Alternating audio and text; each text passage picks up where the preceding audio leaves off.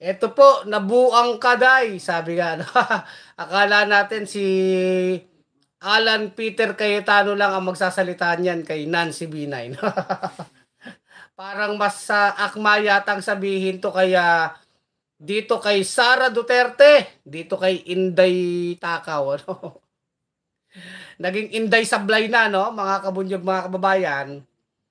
Eh, nako, style kibuloy na po ito, no? Itong si Sara Duterte ay naging self-appointed designated survivor. Kasi sabi nga ni Sara Duterte, hindi daw siya a-attend ng SONA. Actually, buong bayan wala namang pakialam diyan eh. Kaya umattend ka naman ng SONA o hindi,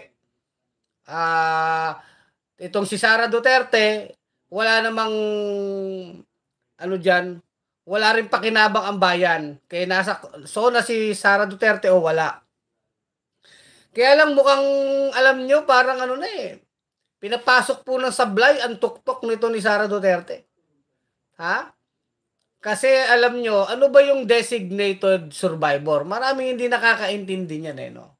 Kasi tinanong itong si Sara Duterte kung siya ay a-attend ng SONA. So, ang sabi niya, no. Sabi niya, no.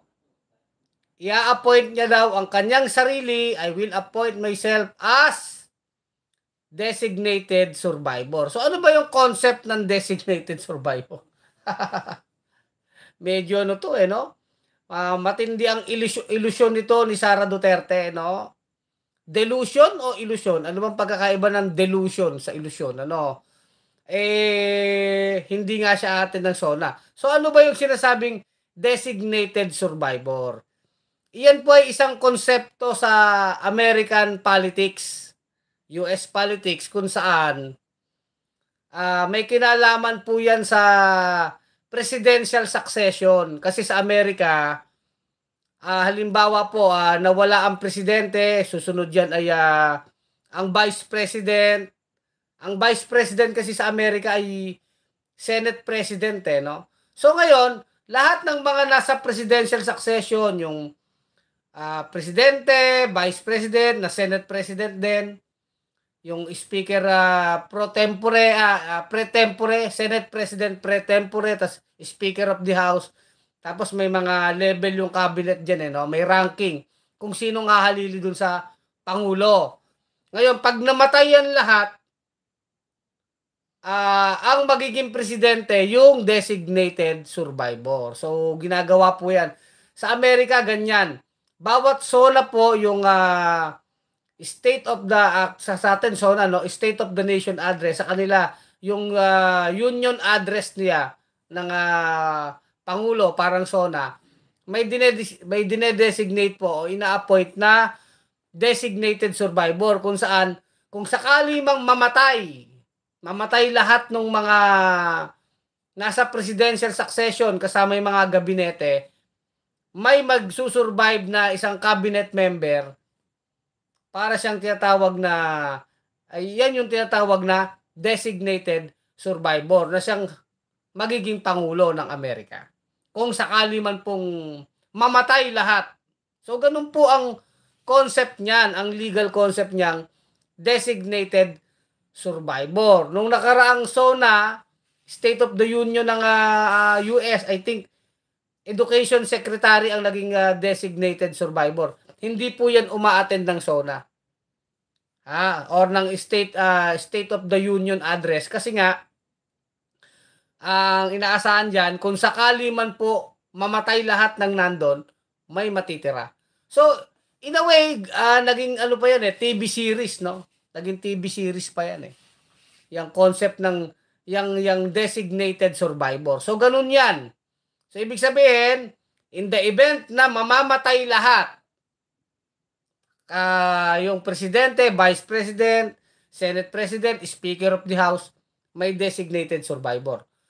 So, yan po, although pabiro yun na sinabi ni Inday Takaw, ni Inday Sablay, tawagin na natin yung Inday Sablay ito, makikita nyo po yung laman ng utak ni Sara Duterte, yung state of mind niya. Kumbaga, Duterte talaga, no? Yung Alam niyo itong mga Duterte, hindi kasi mawala sa isipan nila yung patayan eh. Yung konsepto ng patayan, yung ideya na may mamamatay, laging nakaakibat po yan sa statement nitong pamilyang ito. At iyan mismo namutawi sa dila ni Sara Duterte yung term na designated survivor. Kahit iyan na isang biro, sabihin natin nagbibiro si Inday, makikita niyo po yung laman ng tuktok niya. Kasi marami naman siya pwedeng sabihin na katwiran, di ba na? Bakit hindi ka a-attend ng SONA? Eh, di pwede niya namang sabihin. Sa tingin ko, hindi ako politically aligned sa aking sa presidente, di ba?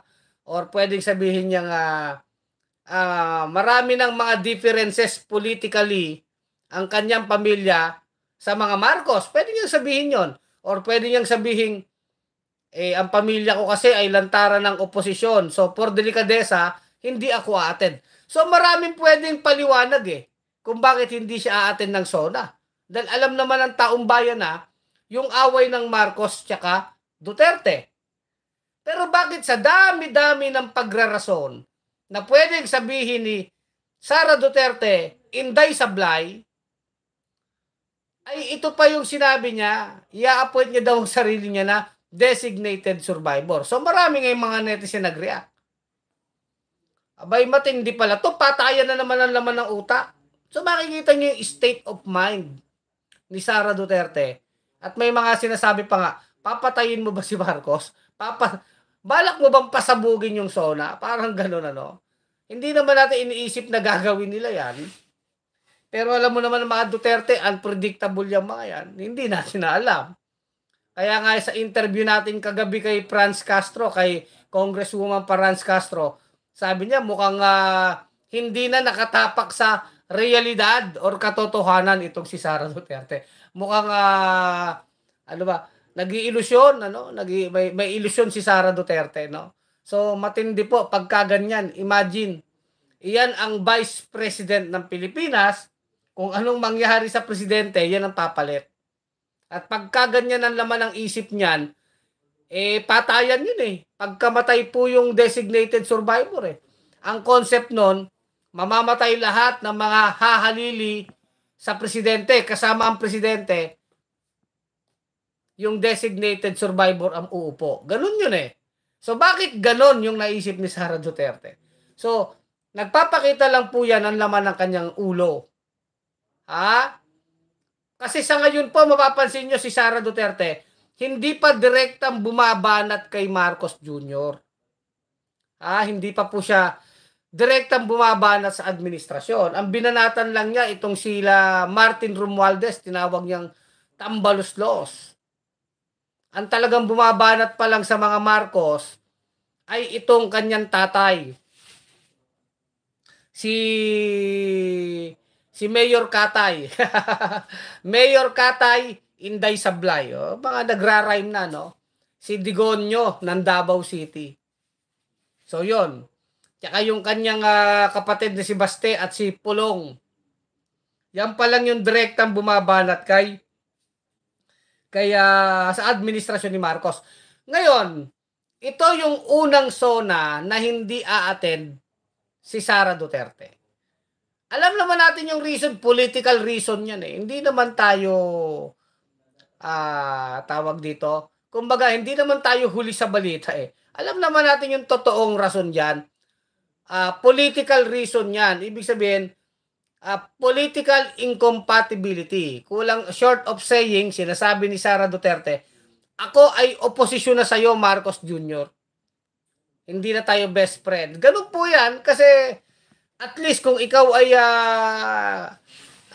nagtawag dito, bagamat critical ka sa administrasyon, pero kung ikaw ay constructive critics, nagkikriticize ka constructively at sa tingin ni Sara Duterte ay nakikita pa rin niya yung kabutihan ng administrasyon ni Marcos kung meron man. Kung meron ay ano po yan, a-attend siya ng SONA. Ibig sabihin meron pa siyang goodwill or good faith. In good faith pa siya sa Marcos administration. sa kabila ng lahat ng nangyari. Pero kahit po si Sara Duterte, pagpapakita po yan na tapos na talaga ang relasyon. Break na. Wala nang pagpapanggap.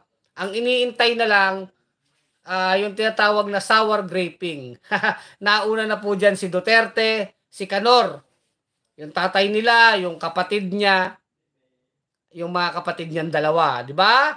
Ngayon, si Sara Duterte, iniintay ang banat nito. Ay tingin ko, una na itong pasabog. Ha? Kasi sinasabi niya, designated survivor. Sarcastic ba siya? Satirical? Maaring sarcastic siya, di ba? Tingin ko, hindi niya rin matanggap na napakabilis ng panahon. Parang kailan lang sila magkakasama at unity team. Ay, hindi niya akalaing wala pang 2 taon. Tama ba? Wala pang 2 taon. Ay mawawala din siya sa gabinete. Mawawala yung alyansa nila, no? So, ganun po yan. Kaya inaasahan natin na after ng SONA, tatanungin yan sila Sara, anong reaction nyo sa SONA? Babanatan nila si Marcos Jr. Ang tanong na lang dito kay Sara Duterte, kailan ba yan? Hanggang dito na lang ang ating vlog, mga kabunyog, mga kababayan. Kulex Soliman, ang malupit sa katotohanan sa bunyog pagkakaisa. Mga kabunyog, mga kababayan, tuloy ang laban. Bunyog, bunyog, halikan na kasama ka. Bunyog, kapag buklod ay may pag-asa. Luzon, Visayas, Mindanao, isa ang pananaw. Sa bagong Pilipinas ang bunyog isisigaw. Bunyog, bunyog.